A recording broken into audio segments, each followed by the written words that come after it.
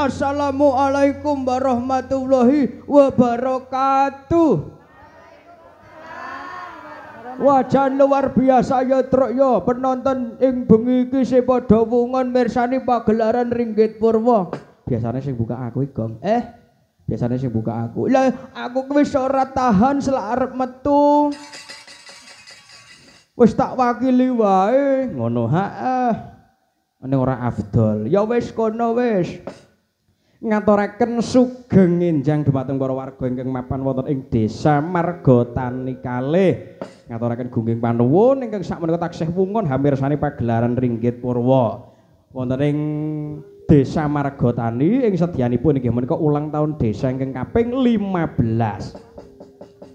Njurung pandonga maring purbane Gusti ingkang Maha Agung mugi-mugi sedaya warga ingkang mapan wonten ing Desa Margotani 2 sedaya pinaringan panjang yuswa, pinaringan sehat bagas waras, gampang anggenipun ngupadi sandang boga. Amin Allahumma amin. Wah. Warga Margotani 2 iki ketok kompak banget, Truk. Iya, sakmene akeh do madhep rene kabeh. Ana sing madhep rono loro. Sapa? Pipis. Alwong pipis mok delokke ora. Jan padha sayuk rukun, sayek saeka kapti. Merga desane wis nuwuhake wulu pametu lumantar bumi sing bisa murakapi. Ngono heeh. Mula dianakake ulang tahun desa. Iki mau ya wis diadani nganggo ruwatan barang ndek mau sore. Iya, heeh. Muga-muga kalis ing rubeda nir ing sambekala sedaya memala sageta sirna. Amin Allahumma amin. Ya Gong. Ayo dibacetake le suka-suka parisuka. Wah. Bojo galak engko dhisik to ah. Wong ngagek jedul gara-gara kok urung-urung wis jaluk bojo galak. Mergane bojoku galak. Ngono heeh, Jan. Aku pokoknya nak lagu sing ora gumi aku terima gah aku nyemplung ning ngeblek meneh ora. Iya, ya minangkani piyayi sepuh ya dipinangkani sing enom ya kudu dirangkul. Ngono, Diatur kelih nyemek-nyemek luwih dhisik. Apa? Ayo pekarepanmu ta, Truk. Iya, aku nak urung metu glatik glinding rasane urung marem. Iya, aku urip iku suka ambu. Arep nyuwun suarane sapa? Nyuwun dhumateng panjenenganipun Mbah Subur. Ngawur. Wis ditonyo karo Mbah Subur kowe ora. Ora macem-macem ngono, Masih. Jan Ibu Marsih sampun, aku pokok kangenku tanpa upama.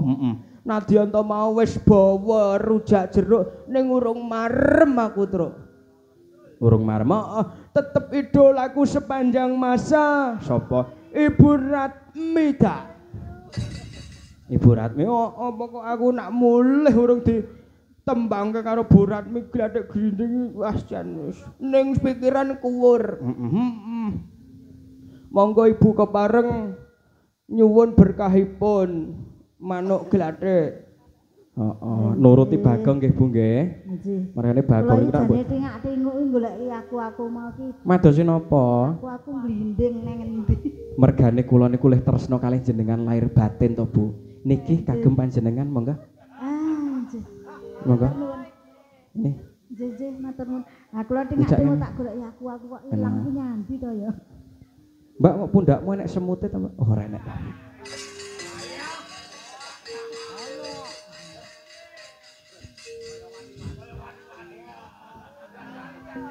Diam semuanya.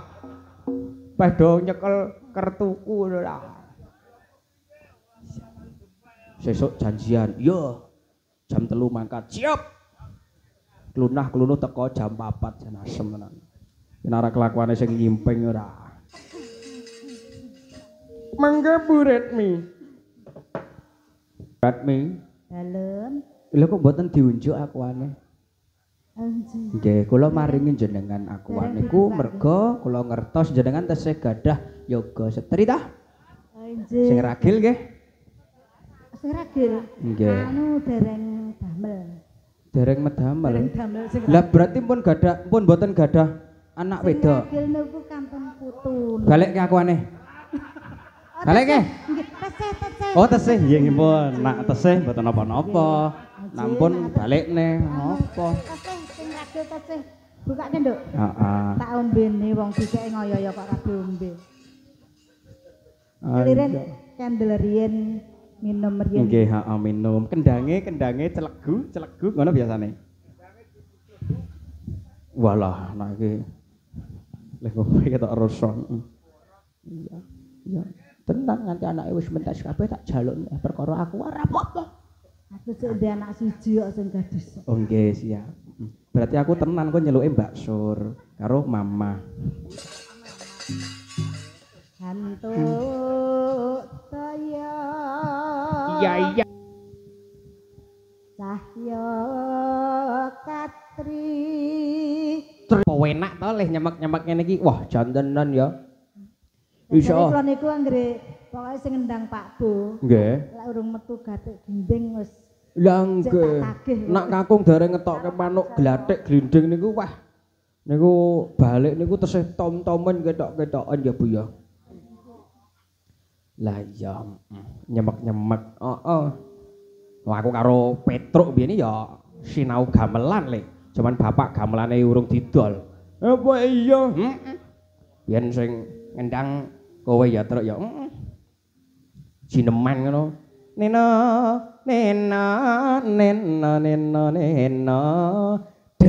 tetep denta ngadulung tak kendung trong dung tak ding adulung ketak trung trong tak dung tak ding dulung ketak adulung trung ono. Sinau kendangan kowe wong loro. Lah kok aku ora mok jak, aku wis beling le, wis beling. Kowe jaman kae urung kena dikandani, sing dugal. Ning aku ku ya sinauku ki belajar sendiri, otonomi, otodidak. Iso. Iki kendangan apa iki? Tak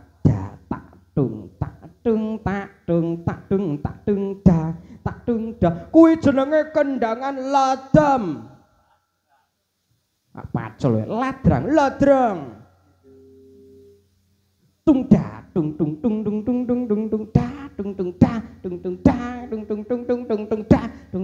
Kuwi jenenge kendangan lancaran. Oh ngono, dang ketak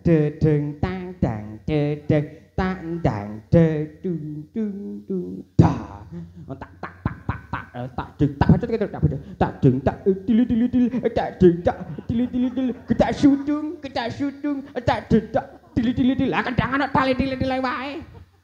Kuwi jenenge kendangan talu reti no. Terus reti apa meneh? Kendangan ladrang aku ya iso rujak jeruk iso sing kaya mau iso no rumangsane apa ayo coba kowe karo Petruk sik ya neno trak dang tak tung neno tung daneng nong daneneno neno da tung delam na tung adong tak tulu dang tak tulung ketak iki jenenge kendangan seni ha tak tulu dang tak neno tak dong tak entuk dak de tang te dung tang tak tung tang tak ontrung tang tak sutung tak tung tang tak dung tak ontuk tang tak ontuk tang tak ontuk tang tak dang dung tang tak de tuk teng wis jenenge kendangan ladrang iso iso turah iso isin lho aku ora iso ayo jal ya jeruk bali dasare weton nambangan tak tung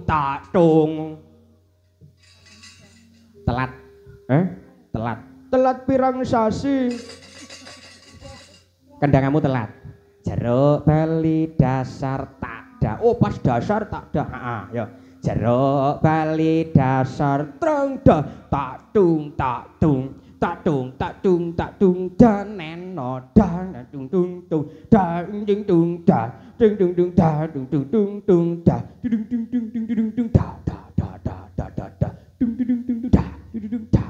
da kekerepen ora urung-urung disemarangke seneni Mbah Narto kowe aku ki jarak kene iki ben yogane iso ngaso lho asline aku ki nak enggak sayang karo bapak-bapak igah aku ngene ngono sayang tenan nak karo anake Bu Ratmi sayang 150 eleh Bu Nopi ngantuk langsung nyandak mic pokoke sing ngantuk langsung ngono hukumane ngono kuwi lho Mas Dana ngantuk ora ya wedi nyandak mic jane lho lha iki dicepaki ranger bareng to sampe enak ya ora omong to Mas endi ranjere Mas Ige ayo kita olahraga dipencet-pencet yuk salin rasa pinangkani sing nom-noman supaya padha wungon sing sepuh dipinangkani sing nom ya kudu dirangkul ayo Mas Gige dak monggo Mas Gige jolondot Mas Gige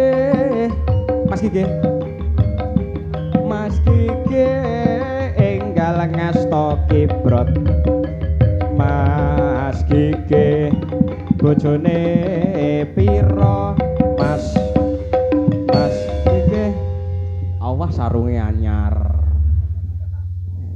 lha tuku ning aplikasi apa Mas lha dalah ya piyayo sarwon jemenake jan angger mesem tok bagus wajane gingsul sayangnya siji apa Bu ya ampun sakmono gedene kok urung rabi ya ampun padha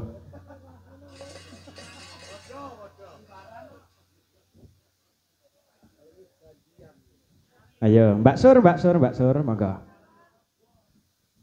njaluk apa ya Pak ya apa lamunan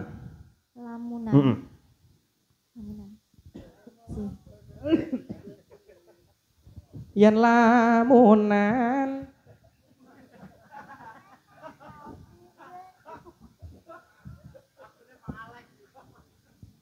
terusan wong lah ibu-ibu baju ini anyar-anyar gandeng nonton wayang ya parfume sing biasane mung lenga klentik ya sing nganggo fambo vitalis kok nganggo fambo mangga gluduk asmara gluduk mboten sah gluduk mengke lunyu gubuk nggih Bu ibuke seneng ngeyup ning gubuk nak pas udan minggah mriki Bu Bu monggo niki acara kagem panjenengan monggo mriki Biasanya ini kan bapak-bapak toh, niki spesial niki. Tombo kesel Bu, mriki. Napa ajeng jogeten ngandhap mawon? Oh, ajeng tengandhap. Menawi saged jogeten ngandhap kula paringi bebungah Rp2.000. Mengke ditagih mengke. 2.000 enak. Susukan aku oleh empom. Ayo, Mas Gigi. Gluduk asmara. Tetos. Mriki, Bu. Trak tudung tung tung tung tung der tudung tung der tudung tung der tudung tung der jret. Akapela Bapak. Ben karwane gerok ilang suarane.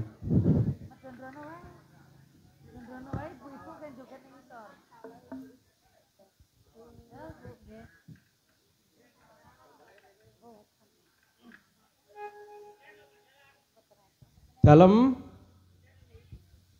oh niki sinden ngaturaken sembah bakti kula kunjuk Bu Sinden. Alah senes, Pak. Lah napa? Tukang derep. Biasa mawon. Nggih, pertanyaan yang wajib kagem panjenengan. Bu. Dalem. Dua anak gadis.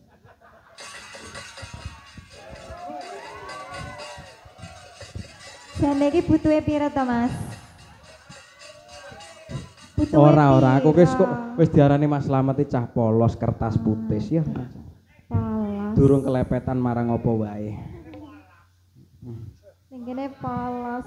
Ning kono. Polos dompete.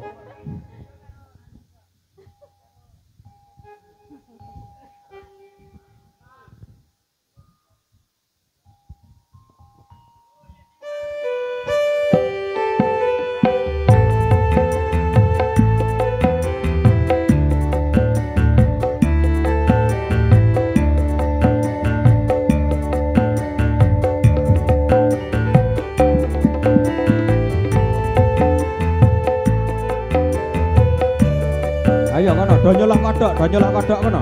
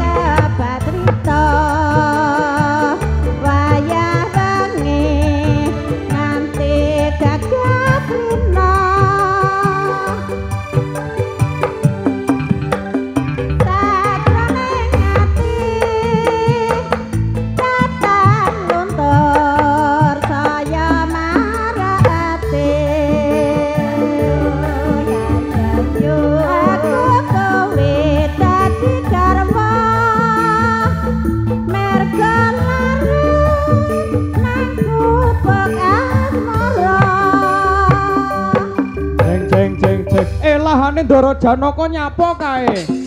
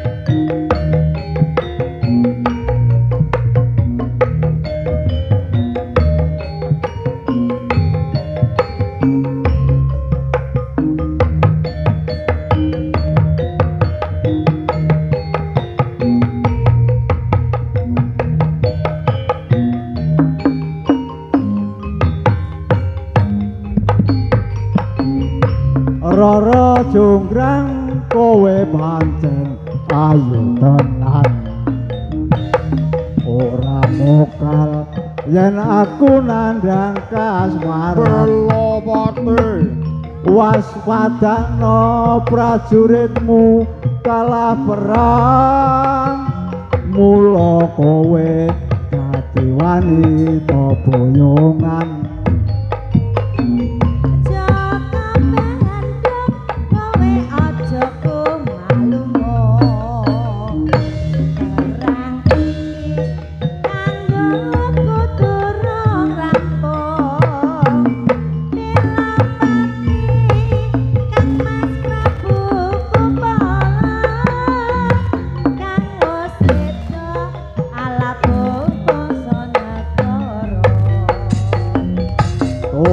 Tobat kowe wanita keparat apa ora ngerti si Bandung lanange jagat putra ratu Bengking Prabu Damarmaya aku duwe aji seki Bandawasa Rara jonggrang manuta son pundhut garwa iya Bandung aku duwe bebono sandi sewu sawengi kudu dadi jaluk katuruti